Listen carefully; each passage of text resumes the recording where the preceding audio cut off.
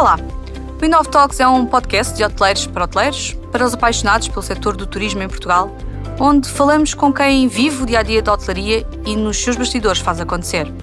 Aqui, partilhamos na primeira pessoa as suas histórias, experiências e estratégias para continuarmos juntos a fazer crescer este que é um dos principais setores económicos do nosso país.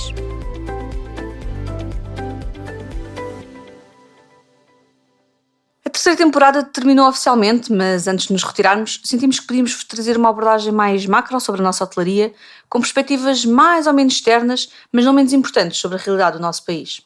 Por isso, decidimos trazer-lhe 2 episódios extra das Inov Talks.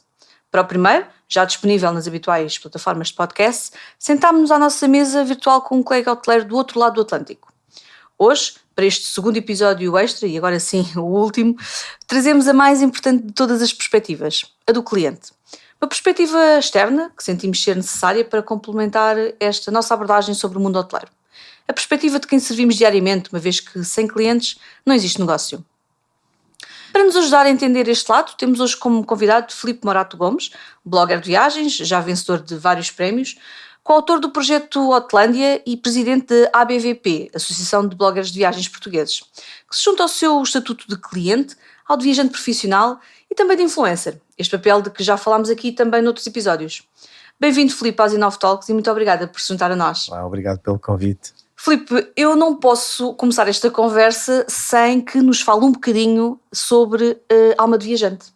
Porque na realidade foi este, digamos que o início, não é? Não sei se estarei correta ou não, corrija-me, mas no fundo o início desta sua aventura. Sim, é verdade. Eu já há muitos anos, quando perdi um emprego estável, na altura em 2003, 2004, reventou a chamada bolha do multimédia, eu decidi ir viajar. Decidi ir fazer uma volta ao mundo, cumprir um sonho antigo de viajar por um período longo de tempo. E nessa altura decidi começar a escrever e a relatar essa viagem com o apoio do Jornal Público. Durante todas as semanas fui escrevendo na revista Fugas do Jornal Público. E foi no regresso dessa grande viagem, ao fim de 14 meses, que eu decidi que era isto que eu queria fazer, contar histórias sobre viagens, sobre os destinos, sobre as pessoas que vou conhecendo, os encontros, os desencontros, enfim. E o Alma de Viajante, apesar de já existir antes disso, de uma forma muito básica, um conceito de um site mais estático. Aliás, quando eu comecei o projeto em 2001, ainda não havia sequer este conceito de blog, o WordPress não existia ainda. Mas foi nessa altura que o Alma de Viajante se transformou num blog, e foi aí também que eu percebi, estando longe, percebi o poder da comunicação com os leitores, dessa relação que se cria, escrever uma crónica e depois, passado 1 ou 2 dias, ir ver as mensagens, os comentários, aquilo era como energia para, era um alimento, para continuar. Era um alimento para continuar, e relembro que nessa altura não havia a facilidade das comunicações como hoje, não havia Wi-Fi em todo lado, nem redes sociais. Ou seja, esse contacto, sem este contacto imediato de agora, via WhatsApp ou Messenger ou sim, agora é tudo muito mais dinâmico. Sim. E mais live, não é? Esses momentos em que eu ia aos cibercafés para enviar as crónicas e para ler essas mensagens, era como esse alimento que falava para continuar e dava ânimo e perceber que as pessoas estavam do outro lado a acompanhar. Portanto, sim, foi aí que tudo verdadeiramente começou. Mas, entretanto, há aqui uma diversificação, uma ramificação desse projeto e surge o Hotelândia. Sim, o Hotelândia foi um projeto feito a 2, com a Luísa Pinto, que é jornalista do Público durante muitos anos, e que o objetivo era falar um pouco os bons exemplos da hotelaria portuguesa, e há muitos de norte a sul do país, e a ideia era ser transversal do ponto de vista do conceito dos hotéis, ou seja, nós tanto podíamos falar de bons exemplos de um hostel como de um hotel de 5 estrelas, ou seja, a ideia era em cada um dos segmentos falar de experiências que as várias pessoas com quem nós convidamos, jornalistas, viajantes muito experientes, que pudessem partilhar na primeira pessoa essas experiências. Portanto, o objetivo principal era divulgar os bons exemplos da hotelaria do país. Muito bem. É justamente por esses projetos que achámos que o Filipe era a pessoa indicada para estar aqui hoje connosco, porque no nosso projeto nós temos falado muito da visão interna dos hotéis, do que é que se faz bem, do que é que se faz mal, dificuldades, desafios, mas na realidade ainda não tínhamos abordado esta perspectiva de quem está do lado de fora e que tem justamente essa análise crítica, que tem uma experiência, como o Filipe tem, fenomenal a nível nacional e internacional, que eu penso que também é extremamente interessante fazermos este comparativo daquilo que é a hotelaria em Portugal, daquilo que se faz lá fora, e felizmente, um bocadinho contrariamente àquilo que eu muito defendo aqui, que em Portugal ainda estamos um bocadinho atrás naquilo que podemos fazer muito mais.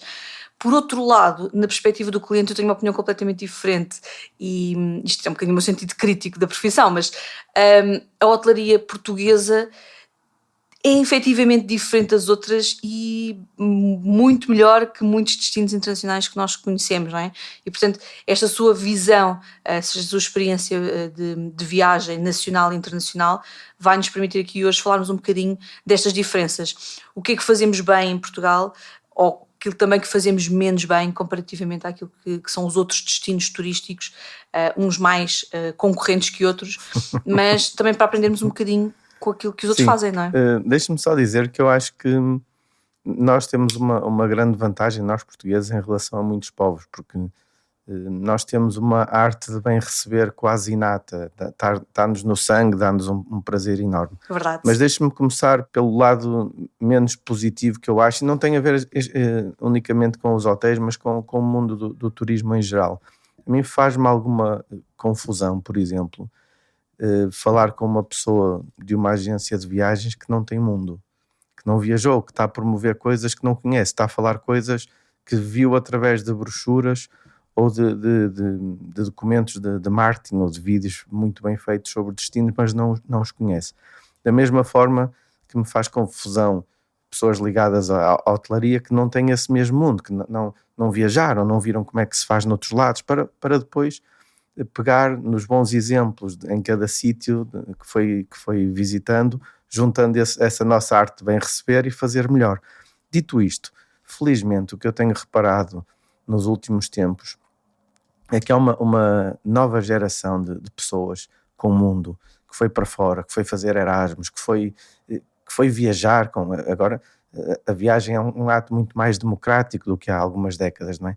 Portanto, há uma nova geração de pessoas que viajam e que decidem voltar e criar projetos extraordinários onde juntam isso tudo, seja na hotelaria, seja, sei lá, cafés, restaurantes que misturam com livrarias, enfim, conceitos inovadores. Os conceitos e experiências diferentes, não é? Exatamente. Por isso, felizmente, eu acho que isso tem acontecido, que há muita gente com o tal mundo que eu falei e que volta e que faz estes projetos inovadores e junta-lhe, lá está, voltando ao início desta resposta, junta aquela arte de tão bem receber que nós temos. É muito nossa, não é? Muito própria. Sim, sem dúvida. E nesse aspecto, sim, eu acho que a hotelaria portuguesa está um passo à frente de muitas onde eu conheci. E depois há pequenas coisas, a propósito desse projeto, há pequenas coisas diferenciadoras que têm muito a ver também com a nossa forma de estar e de querer fazer bem e de querer agradar. Eu relembro-me, há uns anos, a propósito da Hotelândia, eu fui ficar numa noite em Lisboa, num hotel muito bom e muito 5 estrelas de Lisboa. E cheguei sem me anunciar, sem dizer a que hora chegava, e vinha eu com a minha mochila, mais mochileiro do que hotel de luxo, vinha eu com a minha mochila e vou entrar na porta e estava o concierge, abre a porta e diz: boa tarde, Sr. Morato.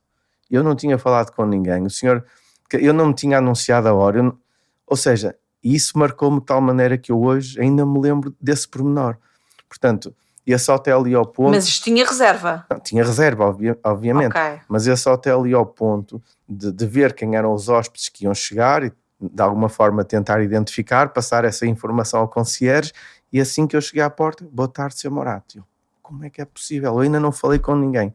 E são estes pequenos pormenores que às vezes fazem fazem a diferença Aqueceu-lhe o coração, não é? Assim que entrou num espaço que aparentemente não conhecia, não é? Que não é seu, e de repente sente-se em casa. É isso, e muitas vezes não é difícil agradar ao cliente, é só pensar fora da caixa estes pequenos pormenores, né? Essas pequenas coisas que marcam, seja... E não estou a falar daqueles bilhetes standard, seja muito bem-vindo, Sr. Filipe, que se deixa na cama. Diretor, sim, não é isso, nem as toalhas enroladas em forma de coração ou de patinho, não é nada disso. São outras coisas diferentes que de facto... que eu fiquei a pensar, neste caso concreto, eu fiquei a pensar, como é que é possível, não é? E um cliente, um hóspede, sente-se de facto especial, né, em situações destas, não é? Porque penso, eu importo, não é? O concierge até sabe o meu nome, até, entende? Pronto. Esse exemplo é fantástico porque um dos temas muito abordados em quase todos os nossos episódios é que tudo aquilo que nós abordamos aqui tem custo, tem investimento. E todos dizem, pois é, isso é muito giro, mas eu não tenho dinheiro para fazer isso. E esse exemplo prova justamente o contrário, que não é necessariamente um investimento financeiro, é muito mais uma questão de... pensar no serviço, não é? E como é que nós podemos ser diferentes e fazer essa experiência wow no fundo, não é? Que é o que não está à espera e de repente é surpreendido com algo que é tão simples como ser reconhecido. Eu estou a sorrir porque lembro, a propósito disso de tudo tem custos, eu lembro de uma história, uma vez num curso de gestão e marketing e tal, do formador usar um exemplo que eu não sei se é verdade ou não, mas que seria usado nas escolas de gestão, que era uma vez num hotel, estavam com um problema, muitas queixas dos hóspedes a propósito do tempo que demorava o elevador a chegar, as pessoas perdiam muito tempo no elevador. Então a direção reunida a pensar em investimentos num elevador muito mais rápido, etc, ou mais elevadores, muito dinheiro e tal, e até que um estagiário, é sempre um estagiário, não é? Para isto ter ainda mais valor, sugere, e porquê é que nós, em vez disso, não experimentamos pôr um espelho à entrada, no lobby, à porta do hotel? Um espelho, simples. E aparentemente, lá está, não sei se esta história é verdade ou não, mas aparentemente o espelho foi colocado, não tinha investimento nenhum, era uma experiência e as queixas quase desapareceram, porque a noção do tempo mudou completamente. As pessoas estavam à espera do elevador, mas estavam a olhar para o espelho, a arranjar, sei lá, etc. Ou seja, não era o tempo que demorava, mas era a percepção do tempo, não é? Sim, isto só para dizer, e já termino, isto só para dizer que muitas vezes não é uma questão de investimento, é mais uma questão de feeling, de estar atento, de antecipar, de ser criativo na resolução dos problemas. Volto a dizer que não sei se este exemplo é real ou é só um... Sim, Filipe, mas sendo real ou não, pode ter acontecido, efetivamente. Não é muito comum que os estagiários sejam tidos em consideração em reuniões de direção, mas à parte disso, acho que fica a história, não é? Portanto, e a verdade é que... E apesar de estar a haver algumas mudanças em termos de mindset das direções de hotéis, a verdade é que ouve-se pouco as pessoas que estão no terreno, tanto estagiários ou os operacionais, não é? O empregado de mesa, o empregado de bar, o recepcionista, que são aquelas pessoas que contactam com o cliente, que observam a reação do cliente e essa espera, por exemplo, do elevador, e que muitas vezes têm informação tão valiosa que não chega à direção e que depois faz com que o cliente tenha esse tipo de insatisfações, que por vezes poderia ser resolvido de formas muito, muito simples, como essa do espelho. E eu acho que isso é muito importante, que as pessoas comecem a perceber que eu, administrador, diretor, posso ter idealizado uma estrutura, um processo de serviço, mas que se eu não ouvir o meu cliente, corro o risco do projeto ser um fracasso, porque aquilo que eu tenho, na realidade, não corresponde às expectativas do cliente. É isso, e ter profissionais motivados e empenhados e que vistam a camisola, o que, pondo um pouco o dedo na ferida, nem sempre é fácil com os salários que se pagam no ramo. Não é? Nós temos abordado esse tema também aqui, é verdade, Filipe. Temos a sorte, ou eu quero acreditar que temos a sorte de que a maioria dos profissionais de hotelaria são pessoas que o fazem por paixão, porque lá está, ninguém trabalha o número de horas que os hoteleiros trabalham, folgas rotativas, fins de semana, datas festivas, a ganhar o que ganham, se não for efetivamente por amor à profissão e à camisola. E nós temos isso. Estamos a correr o risco eventualmente de se perder. A pandemia veio ajudar aqui um bocadinho a perder, porque alertou as pessoas para outras coisas, mas eu também quero acreditar, e pelo menos no percurso que temos feito, o feedback que temos tido é que já começa a haver aqui algumas mudanças de pensamento, mas infelizmente sentimos isso mais nos grupos hoteleiros. Portanto, aquelas empresas que são estruturadas, que têm departamentos de recursos humanos, que já começam a olhar aqui um bocadinho para aquilo que são as tendências da gestão de recursos humanos. Depois temos a outra fatia, não é, que é maior em termos de quantidade de unidades, que são os pequenos hotéis, os independentes, os pequenos grupos, que depois acabam por não ter uma capacidade financeira e humana para conseguir chegar lá, mas vamos rezar para que isto tudo, entretanto volte. Os recursos humanos são efetivamente um tema bastante sensível na hotelaria, e alguns projetos acabam por não evoluir de uma forma tão positiva porque não têm efetivamente as pessoas corretas à frente.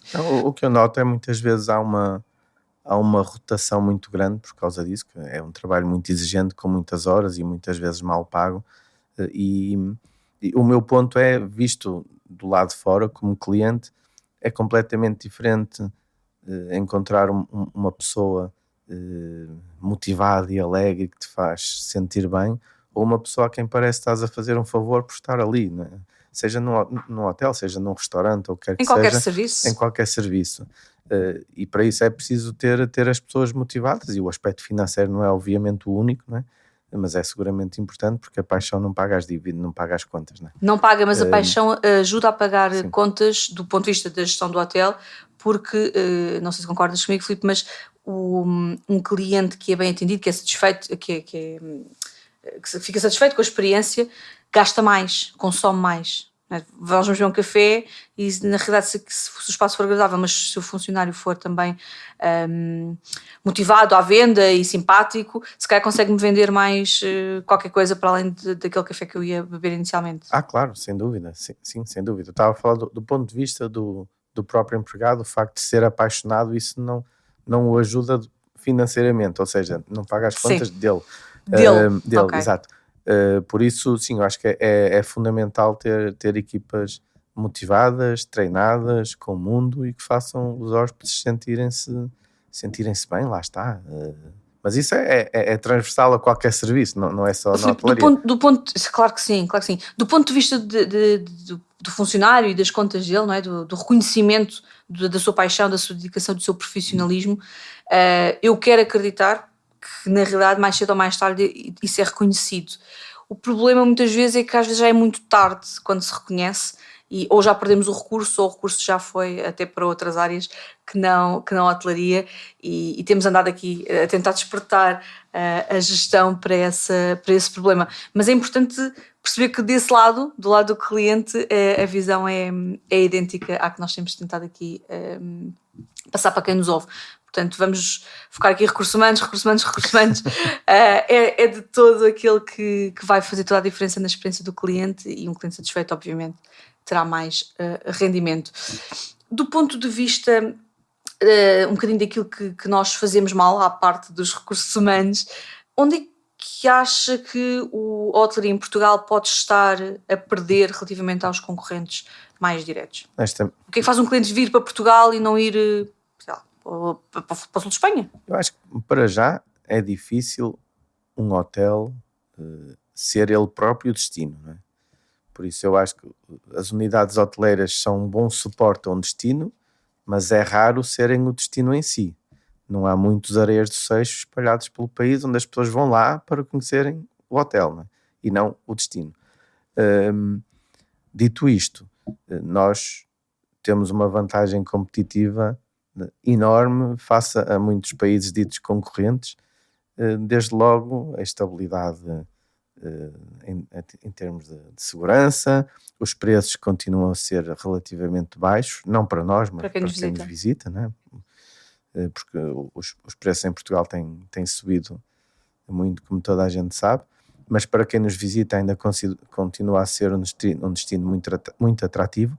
E depois temos uma diversidade geográfica, paisagística, gastronómica gigante num espaço geográfico tão pequeno. Até mesmo em termos de juntar... unidades hoteleiras no mesmo espaço, na mesma zona envolvente, conseguimos encontrar vários tipos de unidades, no fundo, para todas as carteiras e para todas as expectativas de experiência. Sim, eu acho que, ou seja, nós temos uma vantagem competitiva enorme e temos um conjunto de hotéis que eu acho que tem sabido criar valor adicional a esses destinos, a essas regiões. A única coisa que eu acho que nós não podemos fazer, e temo bem que nós, seres humanos, nos custa aprender com os erros, o que nós não podemos fazer é outros Algarves de algumas décadas atrás, não é?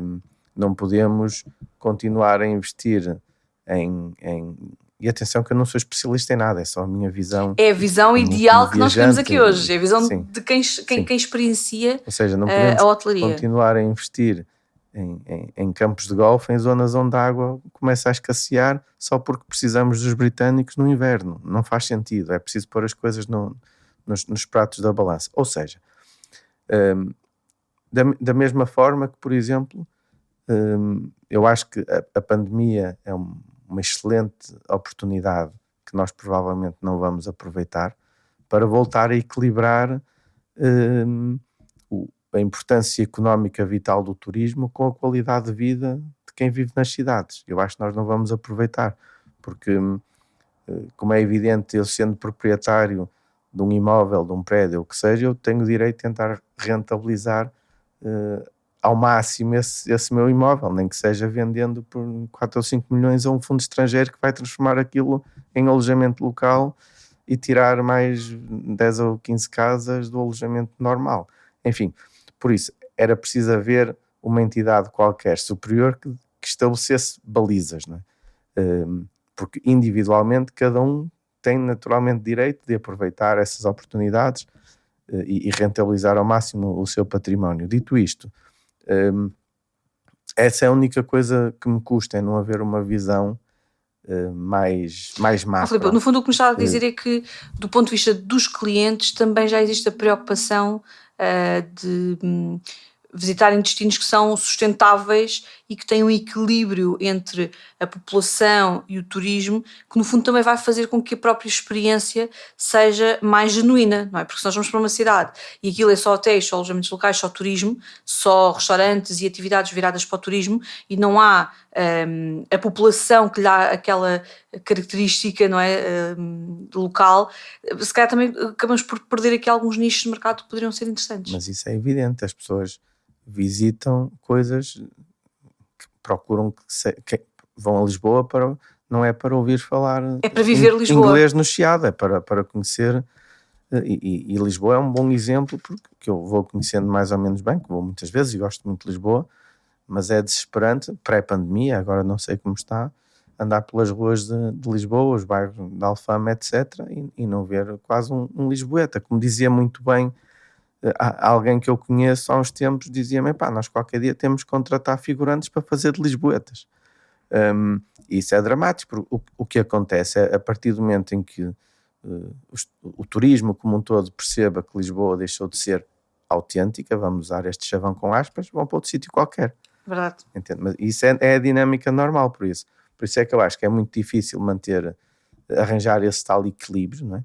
Mas é fundamental, porque senão vamos a médio prazo vamos perder outra vez, depois deste investimento brutal no turismo e nos alojamentos locais e tal, vamos ficar com cidades com T1s e T0s de 30 metros quadrados que, ficando sem turistas, têm que ser reconvertidos outra vez em habitação e andamos nisto. Claro, portanto, isto na realidade acaba por não ser uma preocupação exclusiva do hotel ou dos hotéis, é preciso que todas as entidades envolvidas também se sentem à mesa, no fundo, para definir estratégias e não continuarmos aqui, cada um olhar para o seu umbigo, não é? E querer fazer tal de rentabilização apenas financeira, porque corremos o risco de dar um tiro no pé. Sim, claro. Agora, estava-me a perguntar se as pessoas já têm essa preocupação de escolher destinos ou hotéis sustentáveis. Eu isso não estou tão certo. Acabei por não responder há pouco. Quer dizer, Eu acho que as pessoas não escolhem um hotel a pensar, não, este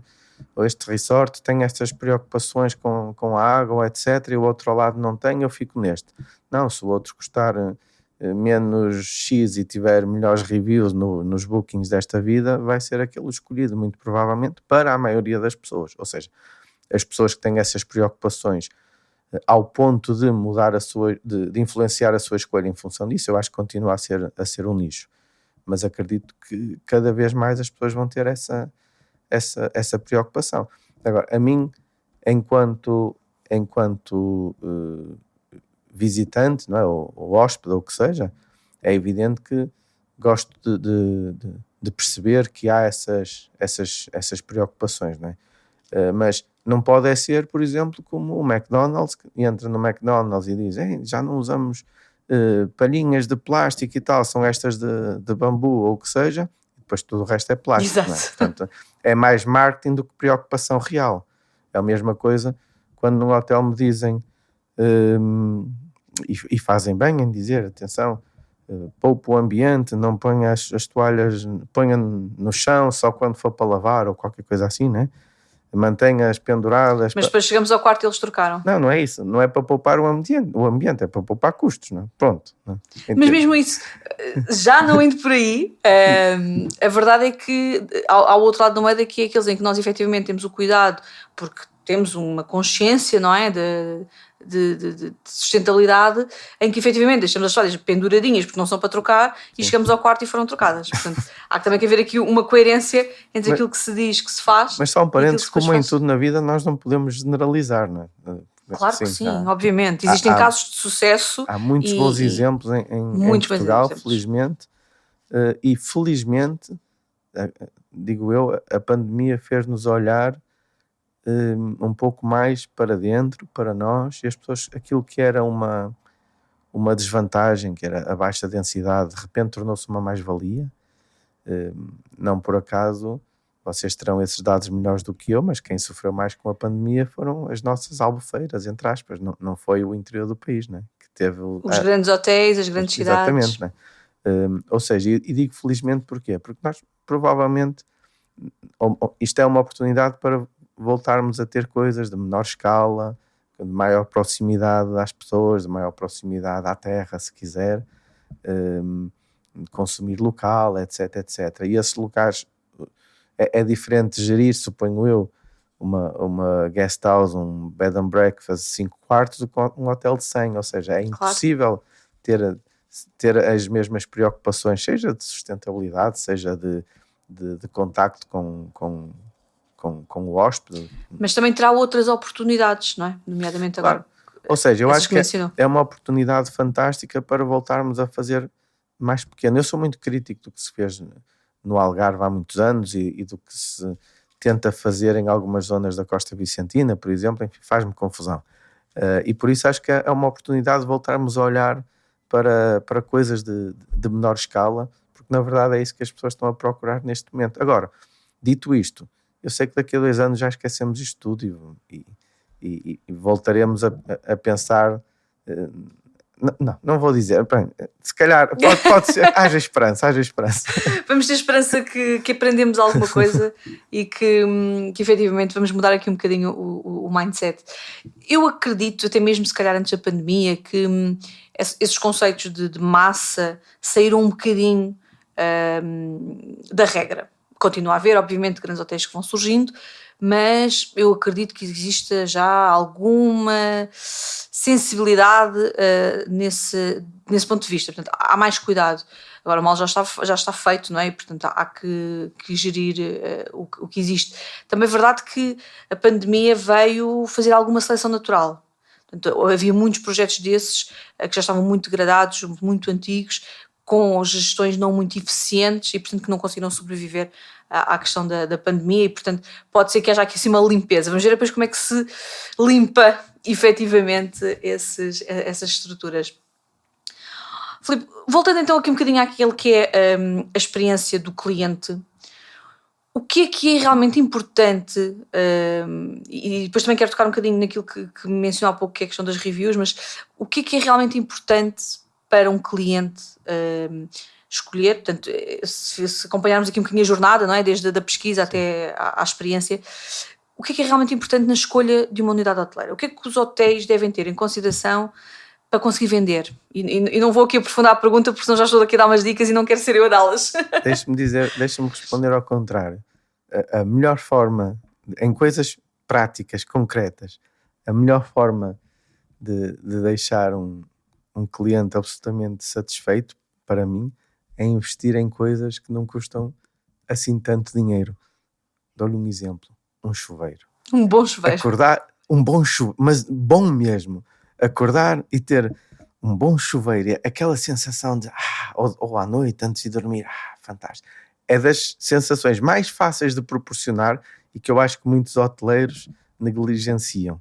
Isso, evidentemente, um bom colchão, etc. Se bem que isso seja mais relativo, porque umas pessoas preferem mais duro, outras mais mole, etc. Mas eu, se pudesse escolher duas coisas que não é assim tão caro de resolver, seria um bom chuveiro e um bom colchão. Dito isto, a escolha é muito mais complexa do que isso, não é? Porque eu ainda não conheço os destinos e vou escolher. E antigamente o processo seria porventura mais por recomendação de alguém, de um amigo, de um pai, etc. Hoje em dia, com a profusão de informação online, eu acho que as pessoas, e eu viajo muito, eu procuro sempre perceber a localização, né? Fundamental para mim. Eu gosto de um sítio que me permita andar a pé nos destinos. As fotografias são fundamentais porque permitem que cada um encontre aquilo exatamente que está à procura. Se as fotografias foram reais e não precisam eu acho que muitas vezes é um erro tentar fazer as coisas o mais bonito possível e pôr uma modelo bonitinha em cima da cama para as fotografias, com umas florzinhas espalhadas em cima da colcha. Não é nada disso que eu procuro. Eu quero ver como é o espaço para depois eu avaliar se é o que me interessa ou não, se é ao meu gosto ou não. Porque nós não podemos agradar a todos, como é evidente. Vocês sabem isso melhor que ninguém. Cada hotel tem o seu nicho, o seu público-alvo, etc. Ou seja, eu no meu caso gosto de ver fotograficamente como é que são os espaços para ver se me identifica ou não com aquele espaço. Depois a localização e atualmente indo para as reviews. Eu acho que é muitas vezes reviews em sites como o Booking, o TripAdvisor, eu não dou tanta importância porque qualquer pessoa pode escrever. O Booking, apesar de poder haver muitos esquemas, é mais fiável. A esmagadora maioria das pessoas ficou lá efetivamente e não é amigo do hoteleiro. Aquilo que eu procuro nas reviews nem é tanto saber o quão fantástico é o hotel e o quarto e não sei o quê, é mais aquelas coisas laterais, se quiser, alguém que diz, fui super bem recebido, o dono da pousada. É a experiência, não é? Porque na realidade os hotéis, sendo um bocadinho drástica, mas os hotéis são paredes, não é? É infraestrutura que, estando aqui ou ali, é um hotel, que sendo um 4 ou 5 estrelas terá ali mais um ou outro amenity, mas enfim, hoje em dia até temos hotéis 4 estrelas muito melhores que muitos hotéis de 5 e portanto na realidade aquilo que nós queremos é encontrar uma boa relação qualidade-preço, e a qualidade não é necessariamente a infraestrutura, mas sim a experiência que eu vou retirar dali. Essa é a palavra-chave no turismo nos dias de hoje, a experiência. É isso mesmo. Quanto mais rica for a experiência, isso não tem a ver com luxo, tem a ver com a forma como as pessoas são recebidas, com essas pequenas surpresas que se podem fazer ao pequeno almoço, enfim, com mil e uma coisas que fazem as pessoas sentir-se em casa, sentir-se bem, enfim, e a experiência no turismo hoje em dia, eu acho que é a palavra-chave. Eu costumava dizer há uns anos atrás, quando fui diretora de hotel, eu comecei por um hotel de 3 estrelas, no centro da cidade, sem estacionamento, sem varandas, sem piscina, portanto, era um bebê. E eu cheguei a dizer muitas vezes a colegas meus de profissão que no início, quando eu fui assumir a direção, tive que ficar um bocadinho, porque também era muito nova e temos aquela ambição de querermos hotéis de 4 e 5 estrelas, de ainda bem que nós não convertemos para 4, porque eu consigo ter um 3 estrelas muito bom, com um serviço de 4, com um preço de 4, e consigo que os meus clientes saiam daqui satisfeitos, porque na realidade a expectativa era de um 3 estrelas e eu consegui, pela experiência, proporcionar um serviço de 4 e, portanto, cedi-lhe as expectativas. É um bocadinho isto que acontece, não é? Portanto, os clientes já não olham tanto à estrela, mas à pontuação que têm de reviews. Sim, sem dúvida, as estrelas é quase irrelevante, a não ser que as pessoas, eu acredito que seja mais no nicho do luxo, que as pessoas digam, pá, eu só quero mesmo um hotel de 5 estrelas, ou então, eu noto, por exemplo, através do Alma de Viajante, que, por exemplo, os viajantes brasileiros têm tendência a reservar hotéis mais caros e de 4, 5 estrelas, enquanto os portugueses é mais diversificado, há tudo. Mas eu acho que sim, um bom resumo isso da experiência / gestão de expectativas, né? Porque na minha ótica é muito melhor. Aliás, os hotéis não têm que ser todos de 4, 5 estrelas. Deixe-me dizer que para mim é um pouco estranho estar aqui a falar sobre hotéis, quando eu digo muitas vezes, sem problema nenhum, que se me der a escolher entre o hotel de 5 estrelas ou a casa da Timaria, eu prefiro ficar na casa da Timaria, entende? Mas isso faz todo o sentido, Filipe, porque é justamente essa é uma das ideias que eu gostaria de passar, que é, por vezes o hoteleiro não tem que se resignar porque tem menos estrelas ou porque Claro que é uma casa de claro que não. Timaria, mas há mercado que procura o meu produto, e a única coisa que eu tenho que fazer é criar a tal experiência wow, não é? Que faz com que as pessoas voltem para aquilo que é a minha unidade, seja ela qual for, nem que seja para o meu apartamento em Lisboa, no Porto. Mas sem dúvida, um hotel de 3 estrelas com uma experiência fantástica é muito melhor do que um mau 5 estrelas, não é? O cliente vai sair mais satisfeito, pagou menos, teve uma experiência melhor, ou seja, se as expectativas forem superadas, não interessa o número de estrelas, ou se é um bed and breakfast, ou uma guest house, ou uma pousada, ou um hostel, se as expectativas forem superadas, a pessoa vai sair feliz, contente e a recomendar o espaço, não é? Que é outra coisa importante, na minha área de produção de conteúdos sobre viagens. Eu tenho a noção que se eu disser, eu ou outro dos meus colegas que trabalham na área, se eu disser, eu fiquei neste hotel, adorei a experiência, adorei, eu sei que vai haver mais gente que vai dizer, olha, o Filipe, ou o António, ou o Manuel, ficou lá e recomendou, se calhar é uma boa hipótese para nós. Tal como eu sou influenciado por muita gente, seja amigos, seja pessoas que partilham as suas experiências nos seus blogs ou redes sociais ou o que seja, né? Eu acho que nós resumimos a nossa conversa agora neste comentário, Filipe. Foi fantástico. Mas eu concordo plenamente. Aconteceu-me há uns anos atrás, um colega de trabalho, um parceiro, comentou comigo, estávamos a beber um café depois de uma reunião com um cliente e diz-me, este fim de semana estive num sítio assim, um turismo rural, no meio de Torres Novas, que quer dizer, não é propriamente um destino turístico. E tivemos ali um bocadinho a conversar e ele falou-me da experiência que teve com o fim de semana, com os miúdos, e eu que não tinha pensado ir para lado nenhum nesse fim de semana, liguei, reservei, fui passar o fim de semana, foi fantástico, gastei o dobro do preço da diária, porque eu consumi tudo o que foram os serviços adicionais, que eram coisas tão simples como fazer um passeio de burro a pé, não íamos em cima do burro, coitadinhas, as crianças é que vão com os burros, mas acompanhar os burros até aos moinhos, quer dizer, foi uma caminhada, e quando dei por mim, tudo aquilo que me apresentaram, eu consumi. Sei lá, fazerem o pão, amassarem o pão e colocarem o pão no forno, e depois de repente dizem, então agora que o pãozinho já está no forno, vão lá tomar um banhinho e já deixam para comer o pãozinho acabado de sair. Lá está, é experiência. É experiência. E a verdade é que isto já foi, sei lá, uns 7 anos, eu continuo a falar sobre isto, continuo a recomendar, e passado 15 dias fui lá outra vez. E quer dizer, lá está, não é um destino turístico, não é um hotel 5 estrelas, é uma casa de alguém que nos recebe como se fosse a nossa avó, e que aquilo dá um conforto que é inigualável, e que num hotel de 5 estrelas dificilmente o teria, não sei que seja só um boutique hotel, uma coisa mais pequenina, mas que se formos a ver no fim da fatura, se calhar paguei tanto ou mais que um hotel 5 estrelas. E, portanto, e dá conforto, não no sentido de luxo, mas sim no sentido de aconchego. que é não aquilo que nós procuramos, não Sim. é? Tirando aquele alojamento que nós precisamos quando vamos a trabalho e precisamos de um sítio para dormir, para tomar um banho. Sim. E sim, essa do chuveiro é fantástica, dá o tal aconchego. Mas depois, quando nós queremos fugir da cidade, fugir da rotina, é efetivamente este tipo de experiências que nós procuramos.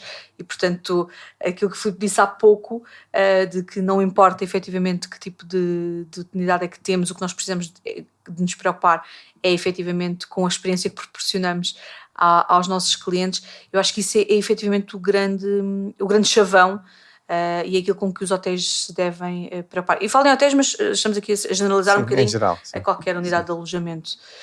Filipe, se nos pudesse dar dicas, sugestões, assumindo que temos aqui muitas unidades hoteleiras que podem achar que não têm a melhor localização, já abriram concorrentes mais novos, não acompanharam aqui a evolução das tendências.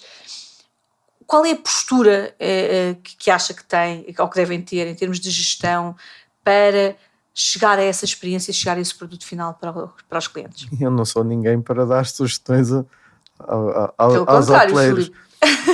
Mas eu acho que a base de tudo, e o exemplo que contou agora é fantástico, porque disse-me, não fica sequer num destino turístico, não fica em lado nenhum, eu fui lá uma e fui lá duas e consumi tudo. E porquê? Porque a experiência superou muitas expectativas, foi boa, ou seja, independentemente do sítio, não é? da localização ou o que seja, eu acho que é preciso tentar tentar identificar aquilo em que uma determinada unidade hoteleira pode ser diferenciadora, não é? Nem que seja, por exemplo, por ter o melhor pequeno almoço da cidade, o que seja, não é? Filipe, acha que faz sentido os diretores de hotel também experienciarem o próprio produto? Eu acho que faz todo sentido os diretores experienciarem o seu hotel de forma anónima, se fosse possível, que é difícil, não é? É mais difícil. Assim, seja a concorrência, seja tentar ver o que é que os outros fazem de diferente, mas eu acho que é fundamental mesmo, é evidente, mesmo que não seja o próprio, é evidente que eu acho que é muito vantajoso arranjarem alguém, olha, age como um cliente normal, fica no meu hotel e depois relata-me, contratar alguém, entre aspas, um amigo, que seja, né? Um cliente mistério. Um cliente mistério, e depois diz-me, na tua experiência, o que é que eu poderia melhorar. Alguém que vá com esse objetivo. Eu acho que sim, faz todo sentido, porque muitas vezes é difícil nós olharmos para o nosso trabalho e sermos imparciais, ou somos demasiado críticos, ou somos demasiado exigentes, ou somos ou já estamos acomodados e pensamos que está tudo bem, ou sempre fizemos daquela maneira e achamos que assim é que está certo, e às vezes ter olhares externos pode dar outros insights para fazer coisas de forma diferente. E muitas vezes, lá está, como o exemplo do espelho, não quer dizer que seja preciso grandes investimentos, às vezes pode ser só uma mudança de atitude, uma mudança de postura de quem está no front office, pode ser a decoração do quarto que já está ultrapassada e precisa ali de tirar as alcatifas, por exemplo, que é uma coisa que a mim custa-me entender em muitos sítios, mas pronto. Enfim, às vezes pode ser só pequenas coisas que tornam, lá está, e voltamos à experiência, que tornam a experiência melhor, não é? E isso é independente da localização ou o que seja. É evidente, numa cidade como, sei lá, em qualquer cidade, no Porto ou assim, quem está perto do centro, ou na Baixa, ou na Ribeira, tem uma vantagem competitiva e se calhar pode cobrar mais só por causa disso, não é? Mas não quer dizer que os de camping... Pelo serviço eu não posso ir compensar esse ponto forte de uma outra unidade hoteleira, não é? Claro, sem dúvida. Agora, seja o que for, não podemos ir todos atrás do mesmo. Acho que vocês devem ter a noção que às vezes há hotéis que ficam na memória das pessoas por causa de um empregado qualquer, né? Eu lembro de um caso nos Arcos, que eu estive num hotel, e aquele senhor fazia o hotel. A sério, era Eu conheço esse conceito. Pronto, aquele senhor fazia de facto a diferença e fazia-te sentir incrivelmente bem. E eu acredito, no dia em que aquele senhor sair daquele hotel, o hotel não vai ser o mesmo. Ou seja, em resumo, eu acho que é identificar as mais-valias de cada unidade e tentar potenciá-las, criando melhores experiências. Filipe, muito obrigada pela partilha. Acho que tocámos aqui naqueles que são os pontos-chave, pelo menos também na minha perspectiva, enquanto não só enquanto diretora do hotel, mas também enquanto cliente. Vamos esperar que conseguimos aprender alguma coisa com esta pandemia que veio-nos mudar aqui um bocadinho a forma de pensar e de gerir, e que vamos passar a ter mais atenção na experiência, que acho que é a palavra-chavão desta nossa conversa. Deixe-me só dizer que eu acho que nós partimos, assumindo que o trabalho começa hoje, nós partimos de um ponto já muito elevado, e voltamos ao início da nossa conversa. Eu acho que nós estamos à frente de muitos destinos concorrentes por causa desta nossa arte de bem receber e de pessoas que têm mundo e que estão a criar projetos, etc, etc. Por isso, eu acho que não nos devemos de todo envergonhar daquilo que nós temos do ponto de vista hoteleiro, seja das infraestruturas, seja dos profissionais, etc. Agora é evidente que se procura sempre fazer mais e melhor, e pronto, e esse é o caminho, não é? De uma forma se calhar muito brega, acho que podemos dizer que nós somos muito bons e portanto há que aproveitar isso, não é? Sim, de certa forma sim, mas com os pés assentes na terra, e pensar que pode sempre fazer melhor e pode sempre prestar mais atenção às pequenas coisas, ter mais preocupações na sustentabilidade, e que essas questões da sustentabilidade não sejam marketing, mas sejam de facto sentidas e reais.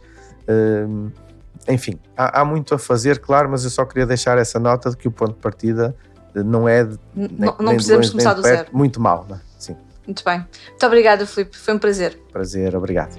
E é assim que chegamos, agora sim, verdadeiramente ao final da terceira temporada da Zinov Talks, um projeto do IT Base Verguest. Obrigada por estar desse lado, continua a acompanhar-nos e a dar-nos o seu feedback.